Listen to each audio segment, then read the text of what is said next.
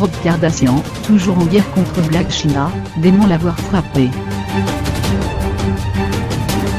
Le temps n'est toujours pas à l'apaisement entre Rob Kardashian et Blac Chyna.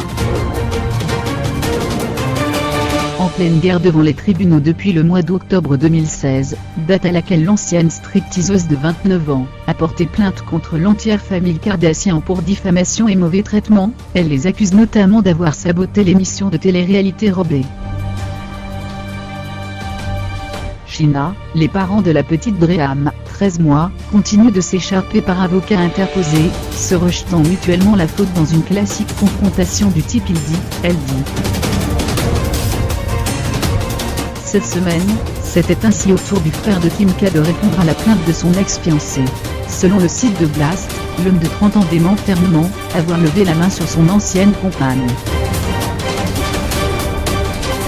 Dans ces documents, Blac Chyna avait accusé son ex-compagnon de violence physique et psychologique, assurant que ce dernier l'avait frappé au sol en tentant de lui arracher un téléphone des mains.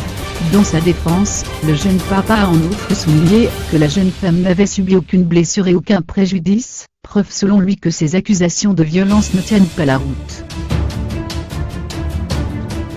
Rob Kardashian ne se contente pas de contester les faits qui lui sont reprochés, il a également tenu à rappeler qu'il avait été lui-même victime d'abus physiques, notamment le jour où Blac Chyna s'est mise à l'étrangler avec un câble de téléphone portable. Quant aux accusations de diffamation, le fondateur de la marque de chaussettes Arthur George campe sur ses positions. Il dit que tout ce qu'il a dit au sujet de Blac Chyna est vrai, écrivent mystérieusement nos confrères, sans toutefois apporter davantage de précision. Séparés depuis février 2017, après une année de relations toxiques, Rob Kardashian et Blac Chyna avaient trouvé un accord pour se partager la garde de leur fille.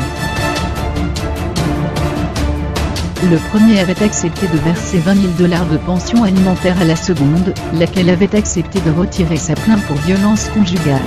Visiblement, ces deux-là ont encore beaucoup de choses à régler avant de passer définitivement à autre chose.